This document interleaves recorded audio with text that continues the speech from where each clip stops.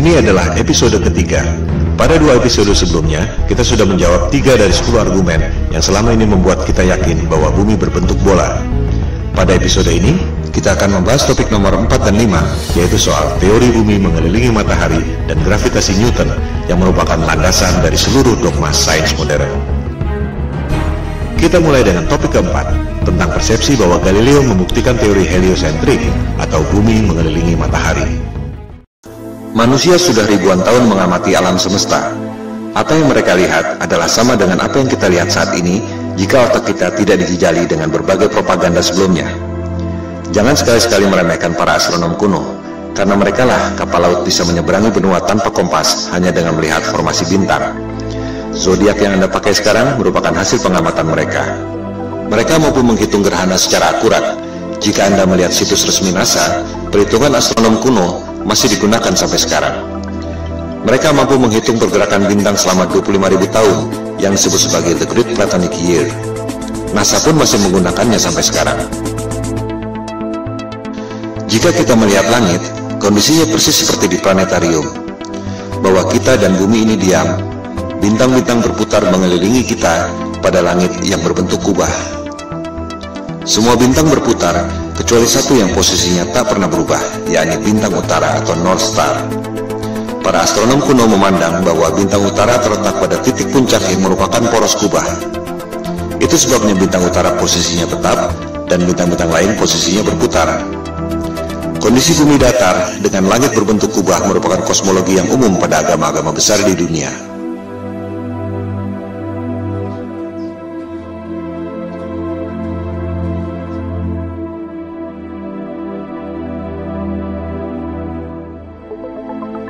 Yang tak banyak diketahui orang adalah peta standar dunia sebelum berdirinya NASA tahun 1958 adalah peta bumi datar. Silakan Anda buka situs Boston Public Library. Anda akan menemukan peta seperti ini. Judulnya, Peta Standar Dunia yang Baru. Ciri-ciri peta bumi datar ialah pusat lingkaran adalah kutub utara. Oleh sebab itulah jarum kompas selalu menunjuk arah utara, yaitu ke pusat lingkaran bumi. Posisinya persis di bawah bintang utara tempat semua bintang berputar, seperti yang telah dijelaskan tadi.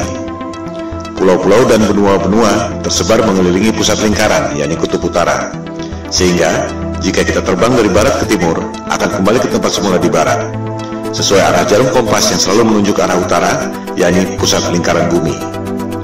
Bagian terluar adalah Antartika, tembok es yang mengelilingi bumi. Jika peta itu di zoom, tulisannya adalah lingkaran Antartika.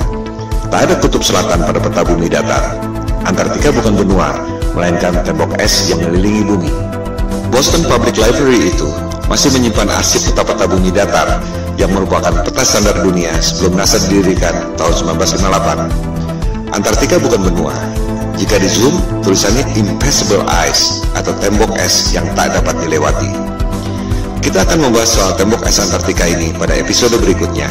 Juga akan dibahas bagaimana USGS, United States of Geological Survey, lembaga paling kredibel di bidang geologi dan ilmu bumi, membuat peta bumi bola berdasarkan peta bumi datar.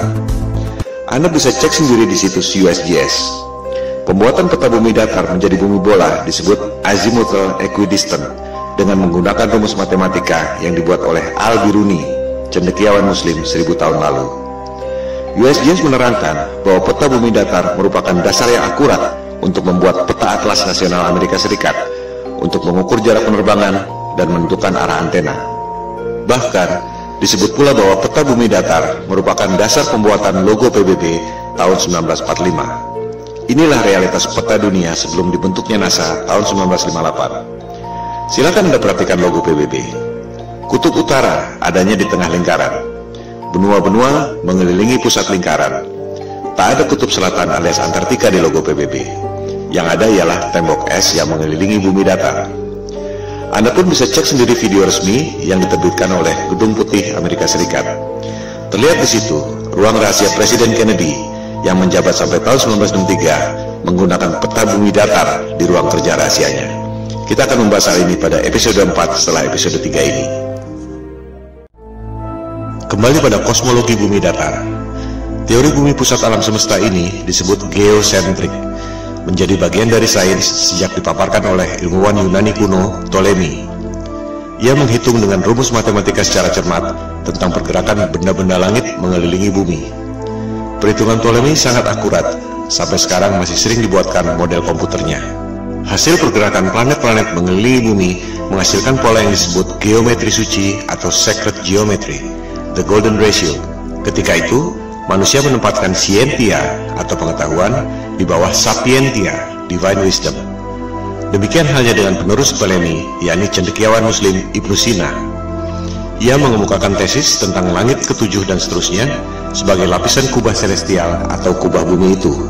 Dari pola pergerakan benda-benda langit seperti itu, kita tentu berpikir bahwa pasti ada kecerdasan ilahiyah, Tuhan yang Maha Kuasa, yang membuat ini semua.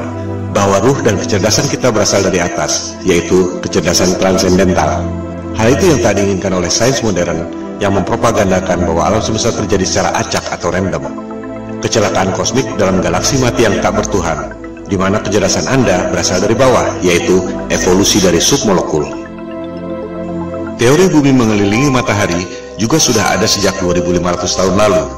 Teori ini dikemukakan oleh penyembah dewa matahari, Martianus Capella. Sains barat menganggap teori bumi mengelilingi matahari dikemukakan oleh Copernicus, dilanjutkan oleh Galileo.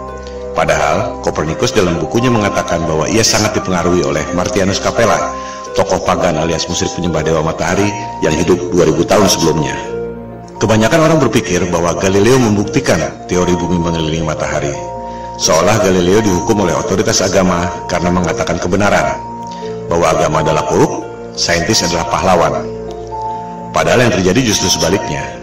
Silakan Anda cek buku The Genesis of Science yang sudah dirangkum pada Wikipedia. Otoritas agama memberi kesempatan pada Galileo untuk membuktikan teorinya. Justru Galileo yang gagal membuktikannya.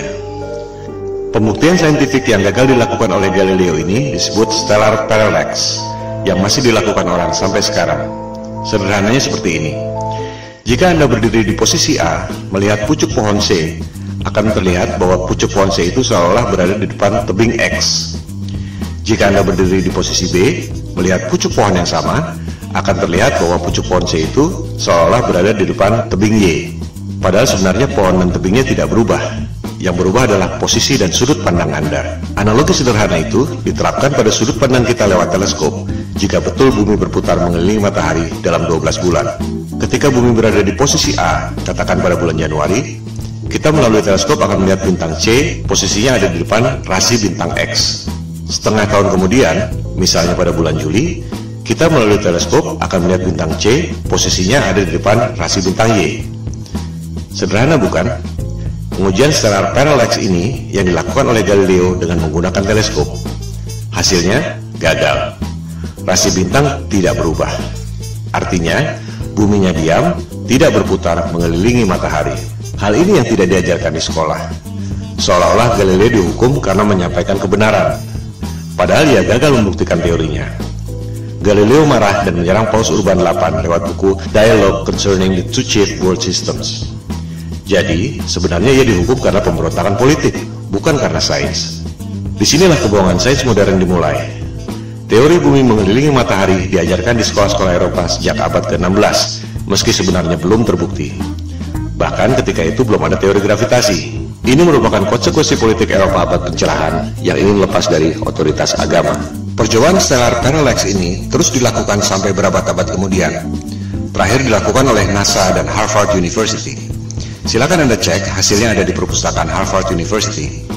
Seiring dengan kemajuan teleskop, dilaporkan bahwa terlihat posisi bintang memang berubah. Masalahnya, yang separuh bergerak ke kiri, yang separuh lagi bergerak ke kanan. Fenomena ini disebut negative parallax. Artinya apa? Artinya tak mungkin bumi mengelilingi matahari jika bintangnya bergerak berlawanan arah. Artinya, buminya diam, posisi bintang-bintangnya yang berubah, separuh ke kiri, separuh ke kanan. Ini hanya mungkin terjadi jika kubah celestialnya, alias langitnya, ada berlapis, seperti yang dikemukakan oleh Ibnu Sina tadi. Kesimpulannya, persepsi bahwa Galileo membuktikan teori bumi mengelilingi matahari adalah salah besar. Pertama, Galileo gagal membuktikan teorinya, di mana rasi bintang atau stellar parallax tidak berubah. Kedua, sampai zaman modern pun, NASA dan Harvard University tak berhasil membuktikan stellar parallax. Yang ada justru negatif parallax, separuh rasi ke kiri, separuh rasi ke kanan. Dengan demikian, terbukti bahwa teori bumi mengelilingi matahari yang dikemukakan oleh Copernicus dan Galileo yang diajarkan di sekolah-sekolah seluruh dunia dan merupakan indoktrinasi ke otak kita semua adalah kebohongan sains modern.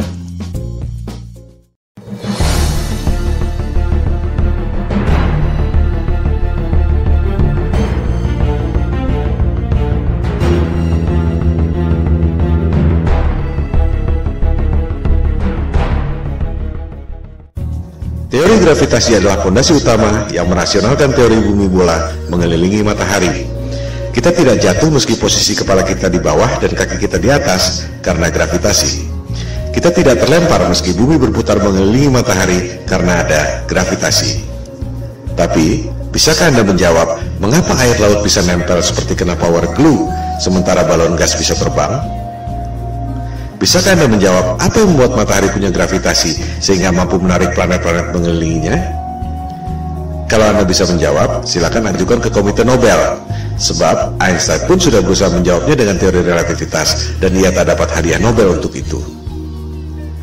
Kebanyakan orang tak menyadari bahwa gravitasi Newton dan juga relativitas Einstein adalah teori, bukan fakta.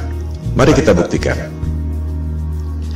Newton mengemukakan teori gravitasi tahun 1678 untuk merasionalkan teori bumi mengelilingi matahari yang terakhir dikemukakan oleh Galileo tahun 1615. Ketika itu, orang baru tahu ada medan magnet bumi lewat buku yang ditulis oleh William Gilbert berjudul The Magnet.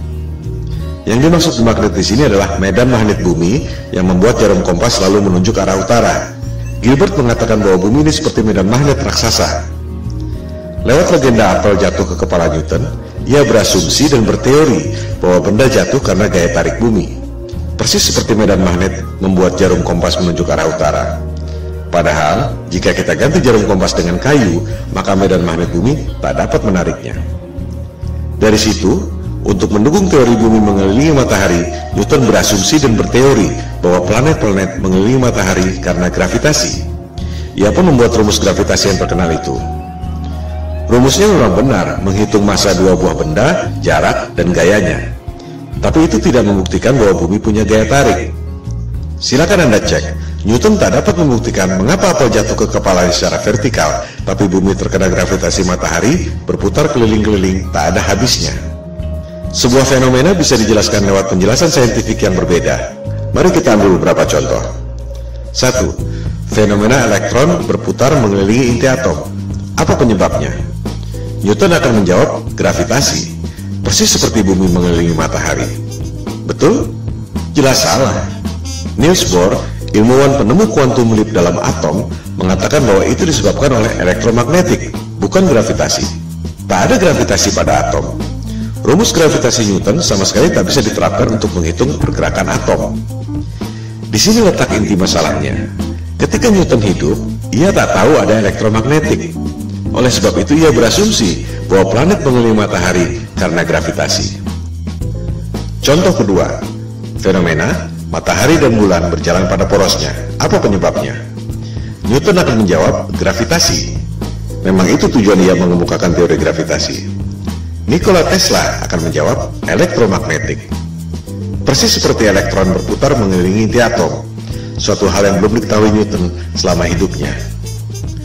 Tesla dapat menciptakan semua temuan-temuan yang dahsyat itu yang telah dipaparkan pada episode sebelumnya karena menganggap bumi ini bukan planet yang mengelilingi matahari.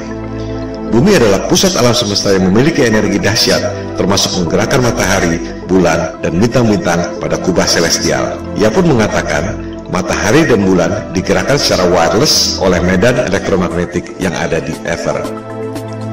Lebih jauh lagi, ia mengatakan bahwa kubah bumi atau kubah celestial itu terangkat karena medan elektromagnetik. The only force you need to counter is the electromagnetic force, not gravity. Kata-katanya adalah the only force. Bahasa terangnya, gravitasi adalah ilusi. Tesla pun mengatakan bahwa bintang-bintang menempel pada kubah celestial atau the firmament, bahasa Alkitab Taurat, terjemahan King James. Contoh kasus ketiga, fenomena besi tenggelam dan gabus terapung di air. Apa penyebabnya? Newton akan menjawab gravitasi. Besi tenggelam karena ditarik oleh gaya tarik bumi. Archimedes akan menjawab berat jenis. Besi tenggelam karena berat jenisnya lebih besar dari berat jenis mediumnya, yaitu air. Gabus terapung karena berat jenisnya lebih kecil dari berat jenis mediumnya, yaitu air. Kita lihat, sebuah fenomena bisa dijelaskan dengan paradigma sains yang berbeda. Contoh kasus keempat, fenomena balon helium terbang di udara. Newton dengan paradigma gravitasinya mungkin terpaksa menjawab anti-gravity. Archimedes akan menjawab dengan hal yang sama, berat jenis. Balon helium terbang karena berat jenisnya lebih kecil dari berat jenis mediumnya, yaitu udara. As simple as that. Coba kita simak baik-baik foto ini. Air laut bisa nempel tanpa ada setetes pun yang tumpah. Sementara, kalau kita goyangkan gelas ke atas, air pasti muncrat ke atas sebelum jatuh ke bawah. Padahal, tenaga kita tidak sebesar tenaga samudra. Karena sudah diindoktrinasi sejak kecil dan menganggap bumi bola adalah fakta, kebanyakan orang akan mengatakan bahwa air laut tidak tumpah dan kita tidak merasa bahwa kaki kita ada di atas karena ada atmosfer yang terkena gravitasi. Contohnya adalah gambar ini. Betul? Salah. Itu adalah gambar imajiner tentang medan magnet bumi. Banyak orang mengira gravitasi adalah medan magnet bumi, padahal bukan. Seperti dilihat pada gambar itu, ada jarum kompasnya. Artinya, itu adalah medan magnet bumi yang membuat kompas menunjuk arah utara, bukan gravitasi yang mampu menarik orang ataupun gajah. Gambar tentang gravitasi adalah seperti ini. Di situ tulisannya, gravitasi membuat semua yang ada di bumi ini stabil. Apakah itu gambar ilmiah? Jelas bukan. Kita juga bisa membuat gambar bumi berbentuk kotak, atau bisa juga kita bikin bumi berbentuk trapesium dengan klaim yang sama. Itu semua adalah gambar imajiner. Coba kita perhatikan gambar ilustrasi gravitasi bumi itu. Apa yang janggal? Kita bandingkan dengan gambar medan magnetik bumi sebelumnya. Di gambar kanan itu, kita lihat ada kutub positif, ada kutub negatif. Ada gaya tarik, dan ada gaya tolak. Sama seperti gambar besi magnet. Ada gaya tarik, ada gaya tolak. Ini adalah hukum kekekalan energi. Energi tak dapat diciptakan dan tak dapat dimusnahkan. Hanya bisa berubah bentuk. Contohnya, orang niup balon. Jika balonnya mengembang, pasti paru-paru yang niup itu mengempis. Tak mungkin ada balon mengembang terus jika tak ada energi lain yang mengempis. Inilah hukum kekekalan energi. Nah, itu teori gravitasi. Ada gaya tarik bumi, tapi tak ada gaya tolak. Di mana logikanya? Ini bertentangan dengan hukum kekekalan energi. Sekali lagi, gambar-gambar pendidikan yang canggih-canggih itu adalah gambar imajiner. Tergantung asumsi orang yang membuatnya. Bukan berarti bahwa itu fakta. Newton tak dapat menjelaskan mengapa bumi bisa punya gaya tarik. Yang bisa menjawab itu adalah Einstein tahun 1905. Dia bilang, gravitasi terjadi karena massa yang besar seperti bulan, bumi, matahari membuat ruang dan waktu melengkung. Wow, sungguh ide yang brilian yang tak terpikirkan dalam imajinasi saintis manapun di dunia. Itu yang membuat Einstein seorang jenius yang lain dari yang lain. Sebuah teori yang sangat indah. Pertanyaannya, apakah teori itu betul? Itu cuma teori yang ada dalam tulisan dan gambar, tak pernah ada di alam nyata. Contohnya ini, orang mencoba menjelaskan teori relativitas Einstein, bagaimana ruang dan waktu melengkung, menciptakan gravitasi yang membuat planet-planet mengelilingi matahari.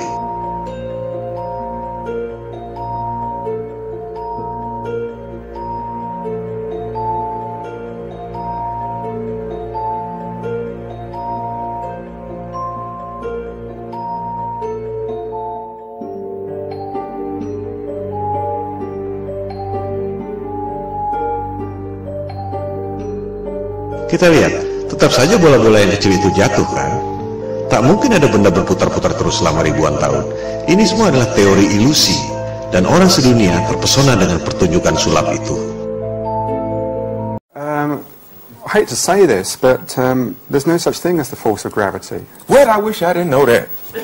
Sorry, say that again, Marcus. There's no such thing as the force of gravity. Well, explain that. I can explain it with some maggots. That's why it took Einstein to realise, it took a genius to realise that there is no force, but all that's happening is the Earth is moving in a straight line, but of course a straight line, or the shortest distance between 2 points, in a kind of curved thing like this, is a circle. It's a circle. Sort of like using psychedelic drugs, say. Gravitasi adalah ilusi, yang nyata adalah elektromagnetik dan berat jenis. Mari kita buktikan.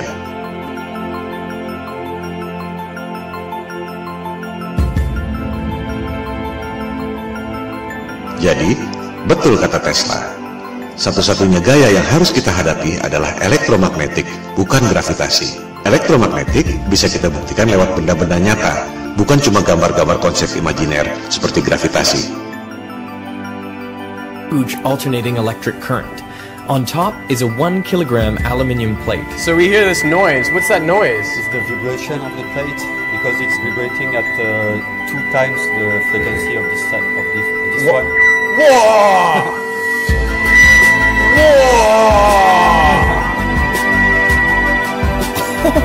How does it do that? To find out, I've come to the place where it all started, the Royal Institution in London.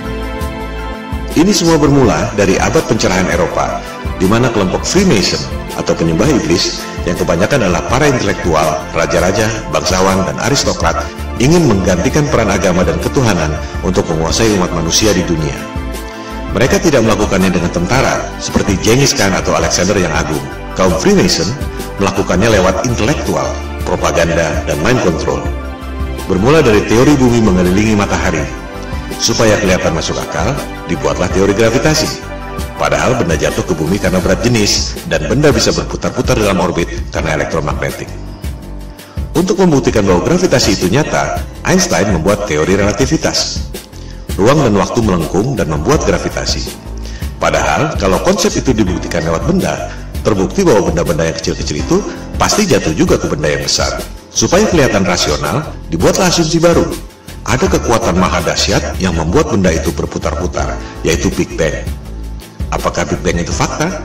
Jelas bukan. Itu adalah teori. Bahkan di kalangan mereka sendiri pun, Einstein misalnya, tak percaya dengan Big Bang. Dia berpikir bahwa alam semesta ini steady state, tak ada awal, tak ada akhir.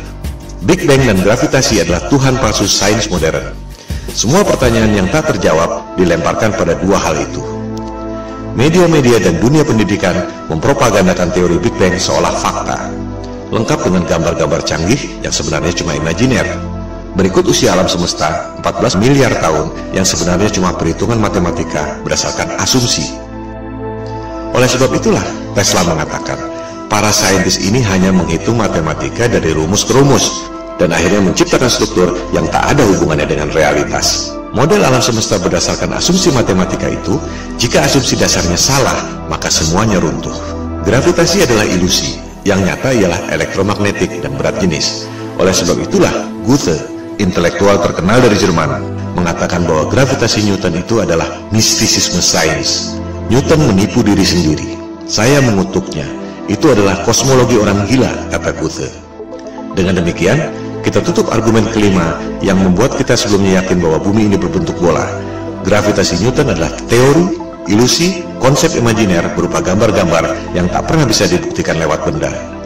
Gravitasi dan juga Big Bang adalah Tuhan palsu yang merupakan fondasi utama kebohongan sains modern.